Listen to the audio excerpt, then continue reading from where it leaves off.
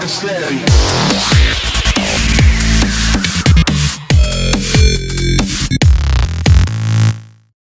Yes, reka dukomeze kubashimira rero mwese mukomeje gukurikirana kino kiganiro Shalom abakomeje gukurikirana TV1. Ndagira ngo mbibutse yuko turi kuri New Life Bible Church hano Kicukiro ahari kubera igitaramo cya True Promises aho barimo baralocinga album yabo ya kabiri bise wadushyize ahakwiriye. Ngira ngo mukanya gato tugiye kugaruka tubagezaho bimwe mu bikorwa bitandukanye byabereye hano kuri New Life Bible Church. Ukuntu True Promises irimo irabigenza abatabashije kuhagera namwe nkagira ngo mbabwire yuko twebwe nka Shalom cyangwa se nka TV1 tuhababereye kugira ngo mubashe gukurikirana igikorwa cyose uko cyagenze mu minota mike cyangwa se mu buryo buvunaguye. Just tugiye kugenda tubagezaho uko indirimbo zagiye zitambuka abagiye baririmba. Mbibutse ko twari turi kumwe cyangwa se turi kumwe na Aime, turi kumwe ndetse na Aharme Ministries, ndetse turi kumwe na none kandi nk'abashyitsi bakuru na none na True Promises. Ni mukanya gato rero twaje tubagezeho ikiganiro mu buryo burambuye cyangwa se ino event uko irimo iragenda igenda. Rock steady.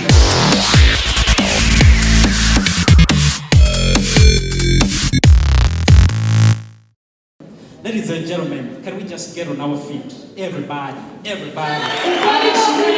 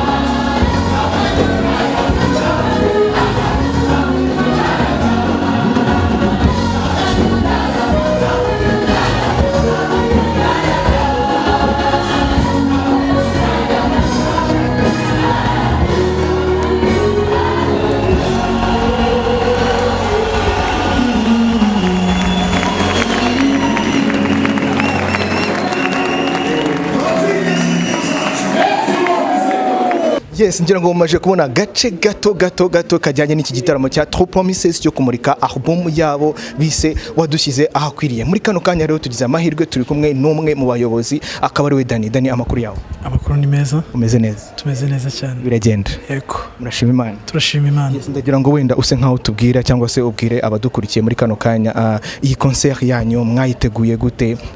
Use nkaho tubwira ni yihe mbogamizi cyangwa se mbere yo kugera ku mbogamizi use nkaho tubwira gatoya ni yihe ntego yo gutegura cyangwa se yo gukora iyi concert yanyu wadushyize ahakwiriye? Cyambere nabanza gushima Imana ko tugeze kuri uyu munsi. Twari twarawutekereje, twarawusengeye. Ikintu cyambere cy'intego y'uyu munsi twateguye concert yo launching album yacu ya kabiri y'amashusho. Ya mbere yari audio, ya kabiri twayikose tuyikorana n'amashusho. Uyu munsi rero wari umunsi wo kumurika, gushyira hanze iyo album yacu ya kabiri. Niyo yari intego nyamukuru y'uyu munsi. Yes, ku bantu wenda badukurikiye muri kano kanya, iyi album igizwe n'indirimbo zingahe Dani? Iyi album igizwe n'indirimbo 13 zose n'amashusho. Iyi album kandi twarayise wadushyize ahakwiriye nk'uko wari wabivuze.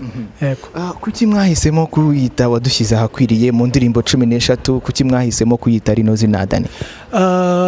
Dufite indirimbo nyinshi kandi zifite amazina meza, ariko iyi ndirimbo ni nk'aho ari indirimbo twahimbiye True Promises. Sinzi niba hari igitero mujye mwumva kivuga ngo amasezerano y'ukuri wadushyize ahakwiriye. Ayo masezerano y'ukuri ni True Promises mu Cyongereza.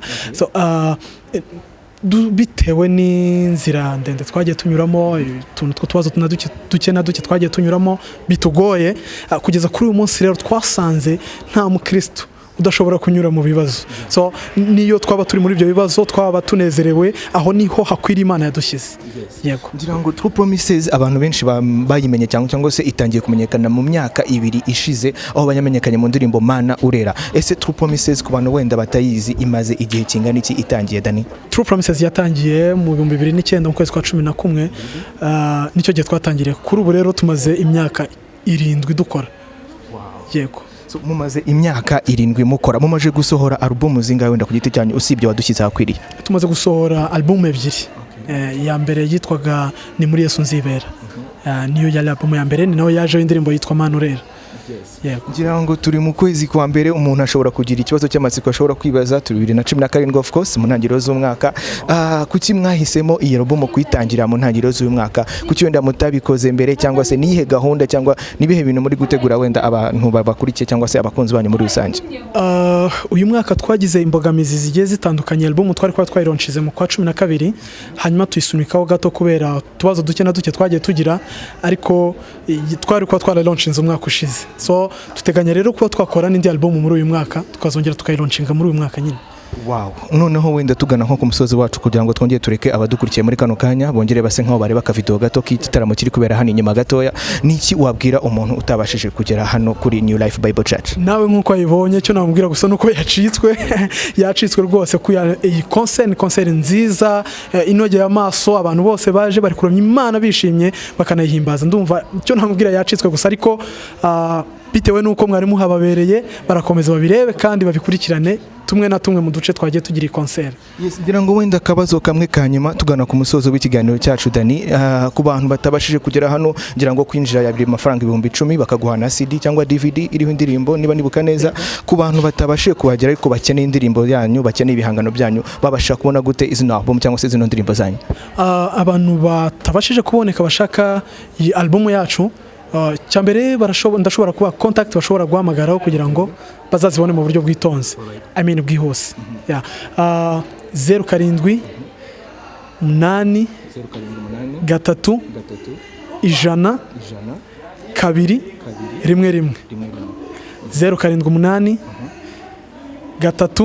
100 211 bazibona mu buryo bwihuse cyane. So urakoze cyane, turagushimiye kandi mukomeze kugira ibihe byiza Dani. Murakoze cyane, namwe turabashima, Imana ibamugisha.